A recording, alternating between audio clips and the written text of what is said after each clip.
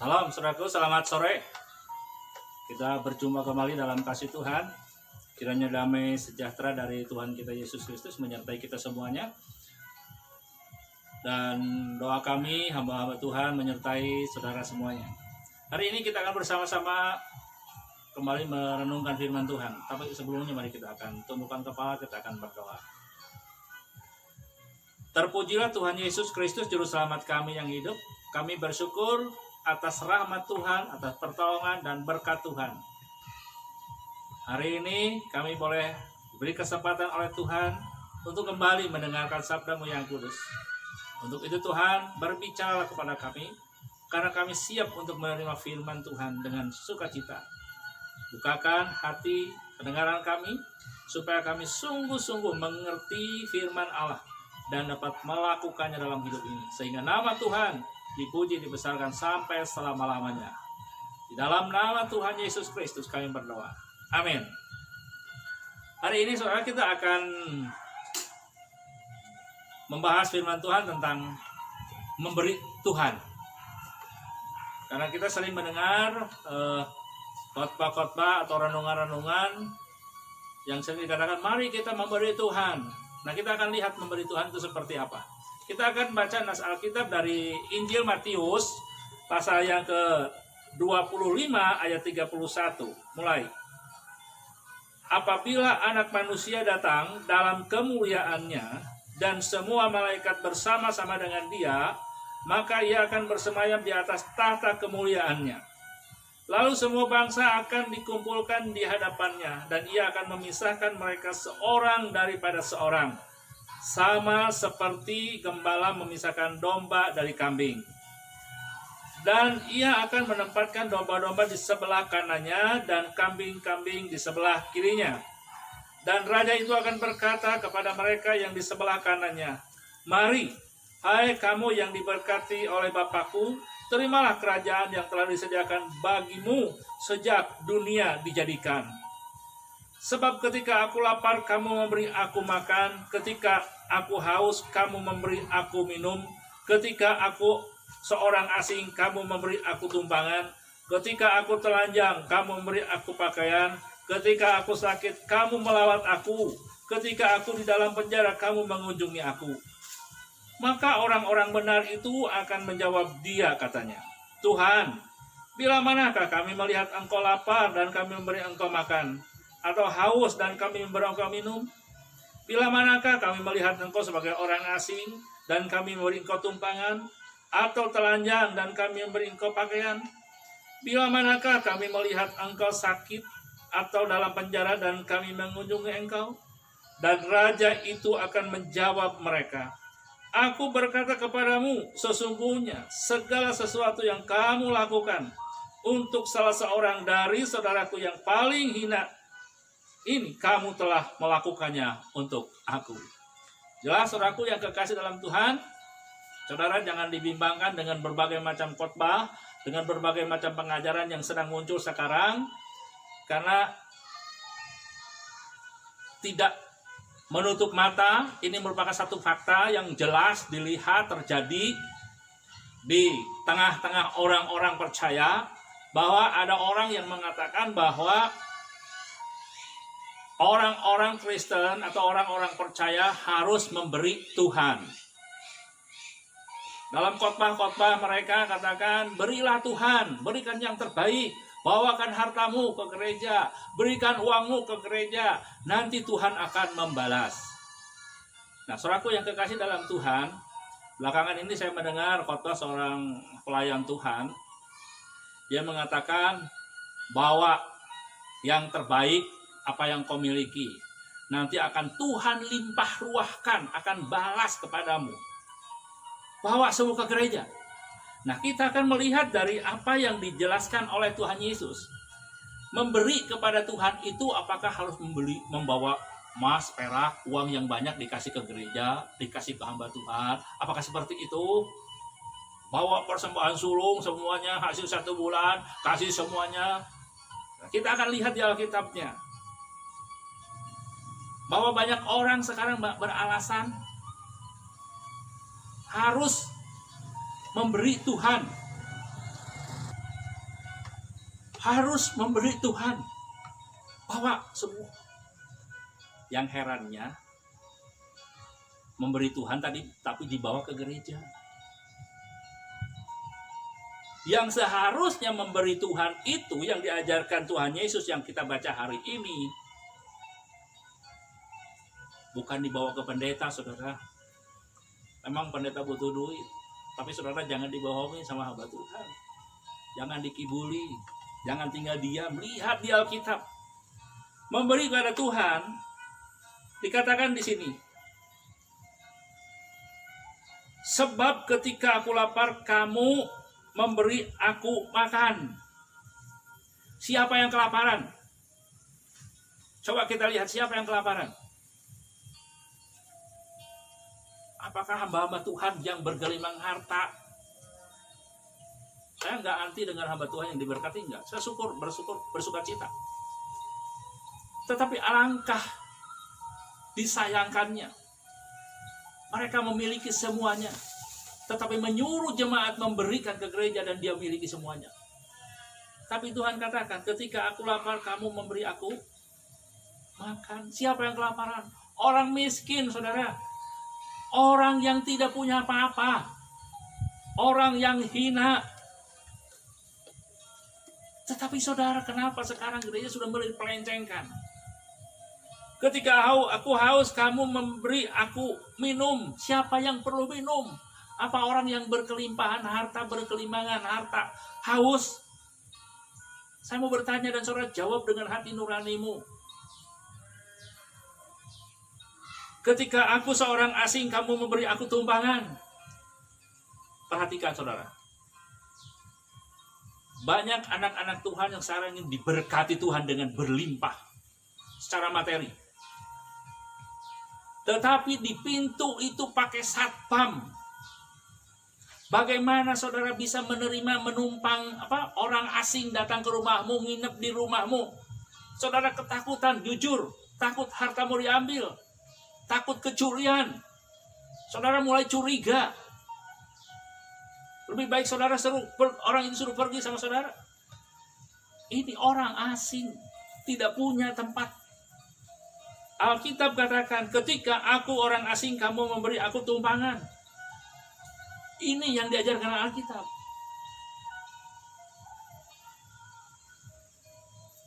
Jangan seperti saudara itu kalau nangkap ikan itu ada yang namanya bubu.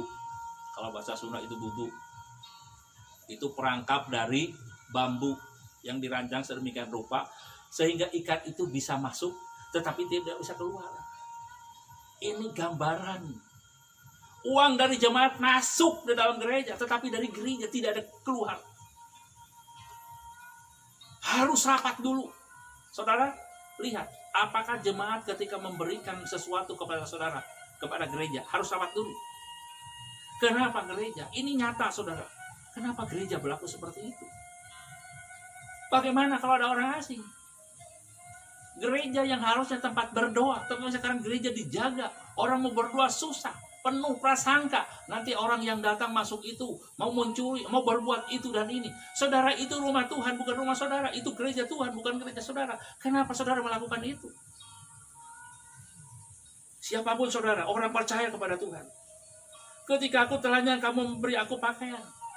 Saudara, bisa beli baju tiap minggu, tetapi orang miskin. Setahun sekali mungkin. Saudara beli baju yang harganya miliaran, ratusan juta. Pakai sepatu yang mahal-mahal. Lihat orang miskin. Berkat yang diberikan Tuhan kepadamu bukan untuk dinikmati sendiri. Lihat orang di sekitar kita. Banyak orang percaya yang miskin, yang tidak punya pakaian, yang menderita, yang kelaparan, yang tidak punya tempat tinggal. Saudara, berkat Tuhan jangan dinikmati sendiri. Kalau kita menerima dengan cuma-cuma dari Tuhan, berikan juga dengan cuma-cuma kepada orang lain. Ketika aku sakit, kamu merawat aku. Ketika aku sakit, kamu merawat aku. Saudara, mungkin sekarang zaman COVID-19, saudara mau ke rumah sakit sudah harus melalui prosedurnya. Tetapi kebanyakan sekarang yang akan didoakan, yang akan dikunjungi adalah orang yang kaya. Orang miskin yang tidak punya apa-apa, orang kampung yang hanya bisa bertani, bercocok tanam. Ketika sakit, nggak ada yang peduli. Saudara, kalau Yesus datang hari ini di tengah-tengah orang percaya sekarang, saya rasa mungkin orang Kristen seperti orang Yahudi menolak Yesus. Kenapa bisa seperti itu? Yesus tidak punya apa-apa. Untuk menaruh kepalanya aja nggak punya. Dia berdoa aja di Taman Getsemani. Sekarang gereja berdoa di mana? Di hotel yang ber-AC. Yesus tidak punya apa-apa. Saudara, jangan lihat materi. Lihat jiwa itu adalah milik Tuhan. Yesus sudah mati untuk orang itu, untuk orang miskin, orang buta, orang telanjang, orang hina. Nilainya orang itu dengan saudara sama. Tidak ada beda. Darah Yesus yang mana sudah menyucikannya. Kenapa kita mengadakan perbedaan? Bila manakah kami melihat engkau sebagai orang asing, kami memberi engkau tupangan, atau telanjang kami memberi engkau pakaian. Bila manakah kami melihat engkau sakit dalam penjara, kami menyentuh engkau. Orang dalam penjara, mungkin saudara punya pikiran kriminal, tidak baik. Tetapi harus ada pelayanan. Kenapa mereka bisa berbuat jahat? Kenapa bisa salah langkah? Tugas hamba Tuhan, tugas orang percaya, tugas orang benar, memberitahukan dan membimbing mereka. Jangan pernah muncul, itu bukan saudara saya, itu bukan jemaat saya, itu bukan keluarga saya. Jangan ada pikiran seperti itu. Yesus mengajarkan kita tidak pernah membeda-bedakan orang. Yesus mengasihi semua orang. Kenapa kita berbuat seperti itu? Lalu raja itu menjawab, dan raja itu akan menjawab mereka, aku berkata kepadamu, sesungguhnya segala sesuatu yang kamu lakukan untuk salah satu saudaraku yang paling hina ini, kamu telah melakukannya untuk aku. Saudara, kalau kita memberi kepada orang yang sudah memiliki segala-galanya, orang itu akan membalas. Tetapi kalau kita memberi kepada orang yang sangat membutuhkan, walaupun mungkin nilainya kecil, tapi itu sangat berharga dan itu ada pahalanya, ada upahnya. Kalau kita ngundang dalam satu pesta, ngundang orang kaya, nanti orang kaya itu akan malas mengundang kita juga. Apa upahnya? Kalau kita berbuat baik kepada orang baik, apa upahnya? Itu kata firman Tuhan. Kalau kita memberi kepada orang yang kelimpahan, apa upahnya? Mari kita memberi itu seperti Yesus katakan, kepada salah seorang dari saudaraku yang paling hina ini, yang paling rendah dari yang paling rendah. Jadi tidak ada nilai mungkin di mata dunia. Beri perhatian buat mereka, beri pertolongan buat mereka, beri dukungan buat mereka, beri sapaan buat mereka. Jangan dibiarkan. Kalau kita tergolong orang benar. Karena dalam pembacaan tadi ada domba dan kambing. Domba itu dikatakan orang-orang benar. Kambing itu orang-orang, gambaran orang jahat. Kalau saudara dan saya ini orang benar, mari lakukan firman Tuhan. Memberi itu bukan kepada orang yang punya. Memberi itu kepada orang yang tidak punya. Kepada salah seorang dari saudaraku yang paling hina, yang paling rendah. Siapa saudara kita? Menurut Alkitab, yang melakukan firman Allah, itulah saudaraku laki-laki, saudaraku perempuan, itulah ibuku. Kalau saudara sebagai orang benar, lakukan firman Tuhan ini. Terlalu banyak orang miskin di negeri kita. Terlebih dalam situasi sekarang ini. Banyak orang mendadak miskin. Karena tidak ada pekerjaan, kehilangan pekerjaan. Ini saatnya kita menunjukkan bahwa kita sebagai orang benar, sebagai orang yang sudah diselamatkan, orang yang sudah ditebus. Mari kita berikan pertolongan buat mereka. Tuhan tidak minta nyawamu.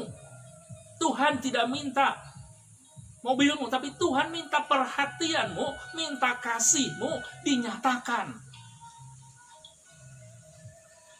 Bukan buru yang terbaik.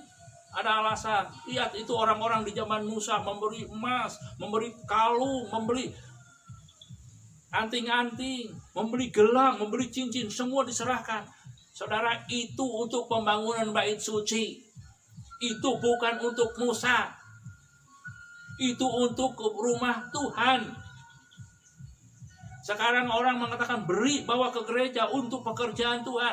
Jangan menjadi penyamun. Jangan menjadi orang yang pura-pura. Sekarang saudara sadar, Yesus menantimu. Berikan apa yang kau miliki untuk orang-orang yang hina. Buka rumahmu untuk menerima orang yang kelaparan. Buka hatimu. Jangan egois. Sebab kalau egois, kita diberkati Tuhan tetapi tidak mau melakukan yang disuruh Tuhan, maka akan terjadi seperti ayat-ayat seperti ini. Ayat yang ke-41. Dan ia berkata juga kepada mereka yang di sebelah kirinya, yaitu kambing atau orang-orang jahat. Nyahlah dari hadapanku, hai kamu orang-orang terkutuk. Ini mereka semua ada di hadapan Tuhan. Sebelah kanan dan sebelah kiri. Semua dipanggil Tuhan, semua menghadap Tuhan. Hai kamu orang-orang terkutuk, nyala dari ke dalam api yang kekal yang telah sedia untuk iblis dan malaikat-malaikatnya. Sebab ketika aku lapar, kamu tidak memberi aku makan. Ketika aku haus, kamu tidak memberi aku pakai minum. Ketika aku seorang asing, kamu tidak memberi aku tumpangan. Ketika aku telanjang, kamu tidak memberi aku pakaian. Ketika aku sakit dan dalam penjara, kamu tidak melawat aku.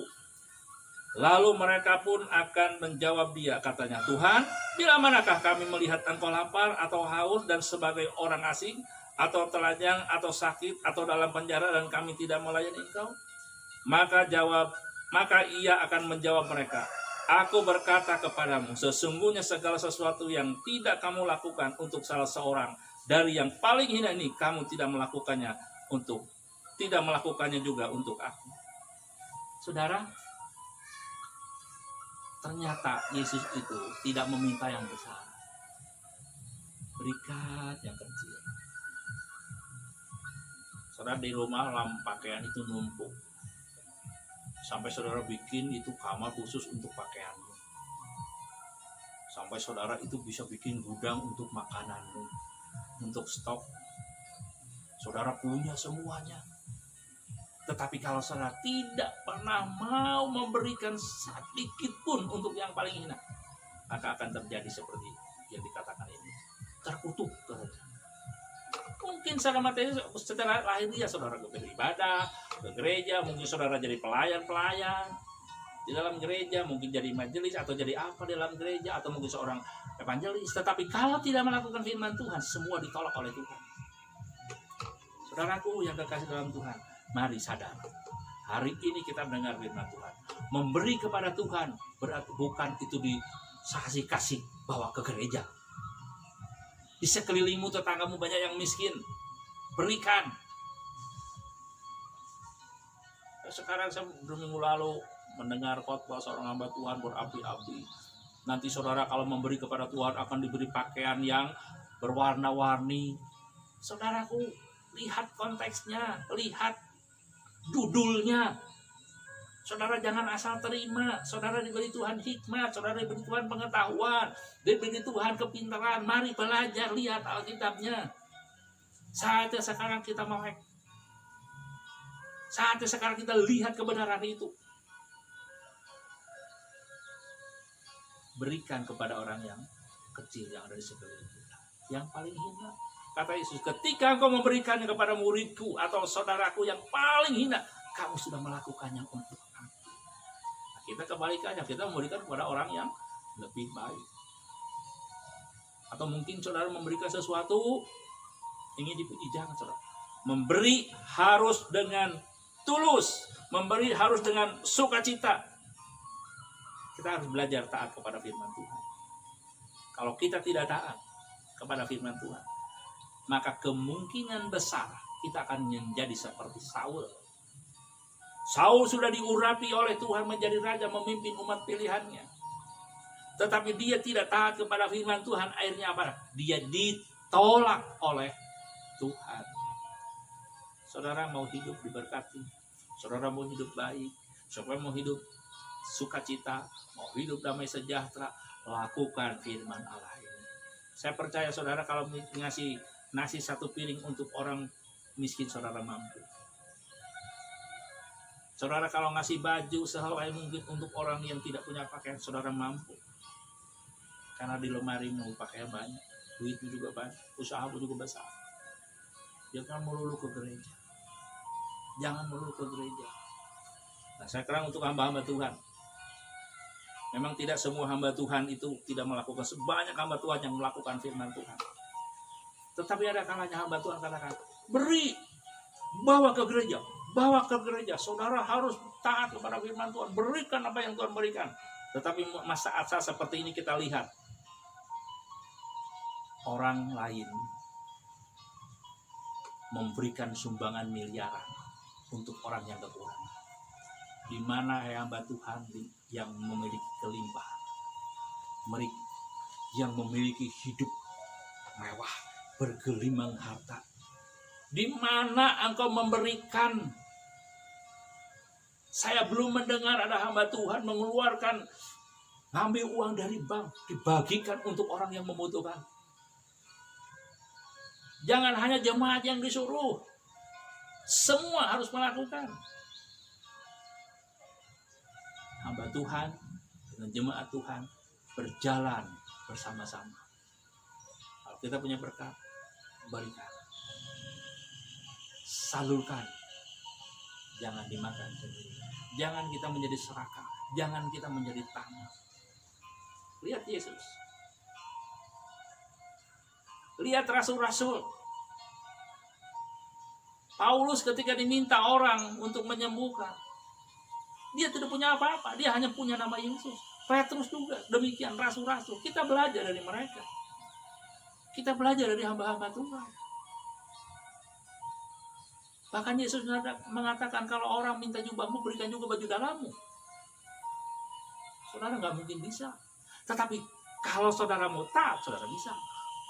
Kalau kita mau rendah hati, kita bisa. Tetapi kalau kita merasa, nggak penting. Nah, saudaraku, di dalam Yesus Kristus, memberi untuk Tuhan berarti kita memberi kepada orang-orang kecil. Ya, orang-orang yang membutuhkan. Di sekeliling kita anak Tuhan banyak yang membutuhkan. Di pulau-pulau yang terpencil, di pedalaman, di pelosok banyak yang membutuhkan uluran tanganmu. Jangan berpangku tangan, jangan tutup mata, jangan tutup kuping. Lihat itu hamba-hamba Tuhan, lihat itu anak-anak Tuhan. Bukakan tanganmu, maka Tuhan juga pasti memberkati hidupmu sampai lamanya. Puji Tuhan, firman Tuhan hari ini sampai sekian. Tuhan Yesus memberkati. Kita berdoa. Terima kasih Tuhan untuk firman-Mu. Ampuni kami Tuhan kalau kami hanya mementingkan diri sendiri. Kami tidak peduli dengan orang lain. Kami merasa diri punya level lebih tinggi. Ampuni Tuhan, kami manusia biasa. Kami manusia berdosa yang ditebus oleh Engkau, yang diampuni oleh Engkau. Sama dengan mereka yang hari ini mereka tidak punya harta apa-apa. Mereka miskin, mereka hina, mereka bodoh. Tetapi mereka sudah ditebus oleh Engkau. Maka mereka juga sama berharga di matamu seperti kami. Karena itu ampuni kami Tuhan. Mampukan kami Bapa untuk melakukan firman Allah. Supaya melalui hidup kami nama-Mu dimuliakan. Dan kami benar-benar menjadi saksi, menjadi terang dan menjadi berkat bagi semua orang. Terpujilah Tuhan. Meteraikan firman dalam hati kami, supaya kami mengingat dan melakukannya dalam hidup kami. Terpujilah Tuhan. Dalam nama Yesus Kristus kami berdoa. Haleluya. Amin. Tuhan Yesus memberkati.